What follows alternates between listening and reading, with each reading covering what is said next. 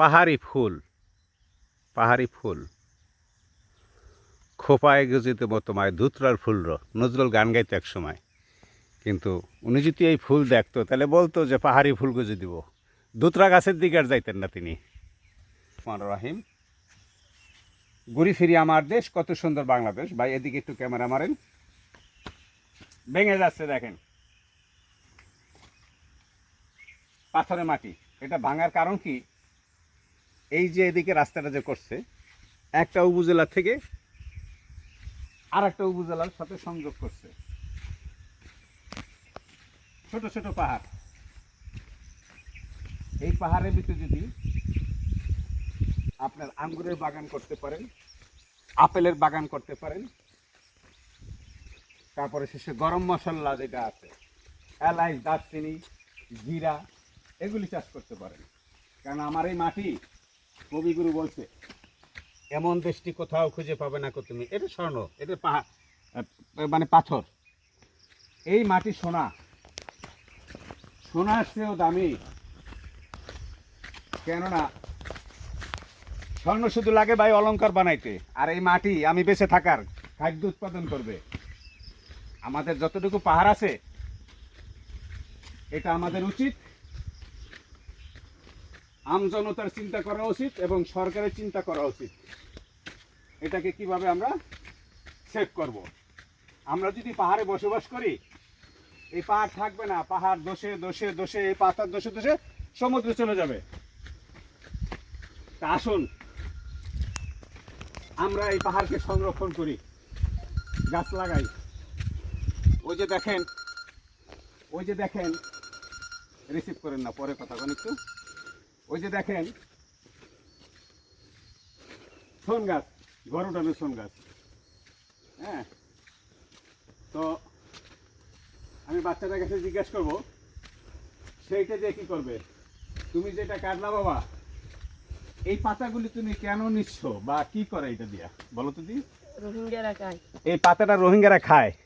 এটা খাইতে কেমন লাগে? আমি একটু মুখে দেই। খুবই সুস্বাদু। আমার তো মনে হয় এই পাতাটা যাদের হাই প্রেশার আছে তাদের ওষুধ। খুবই টক। কাটা যুক্তটা কি গাছ কয় এটা রে?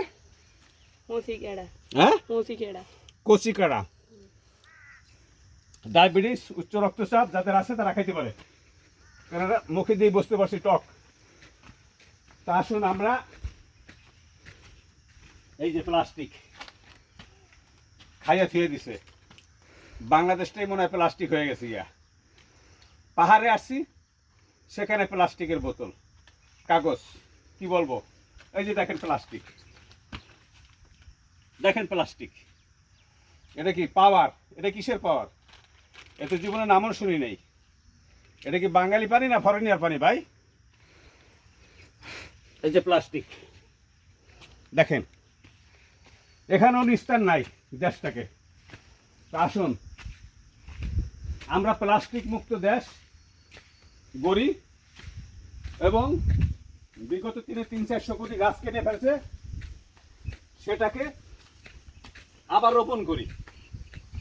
এক একটা গাছ কয়েকটা এসির কাজ করে। বলতে গেলে অক্সিজেনের উৎপাদন কেন্দ্র। এই অক্সিজেনের উৎপাদন কেন্দ্রকে আমরা নষ্ট না করি। আসুন গাছ লাগাই। অত্যন্ত পক্ষে আপনার সন্তান যে আগামী দিনে আসবে, বা যে ছোট শিশু বাচ্চা আছে, তাকে রক্ষা করে দেন। পাহাড়ের ভিতরে ইকুয়ালিটি গাছ লাগা রাখছে, ওই যে বিষাক্ত গাছ, ওই যে দেখেন ভাই, ক্যামেরাটা মারেন, ওই যে সাদা সাদা দেখতেছেন, ওই পাহাড়ে।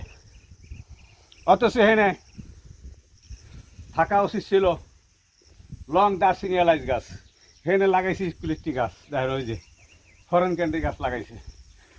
অবশ্যই এই প্ল্যানটা ভুল, রং। এই যে মাটির কয়েকটা স্তর দেখেন, আপনার দেশ কাশ্মীর কিছু না এই মাটির কাছে, এটা কিন্তু পাথর কেটে ফেলছে। ওটা দেখেন, এই পাথরটা অবশ্য ভাঙবে না, কেননা এখানে মাটির পার্টিশন পাই পার্টিশন আছে।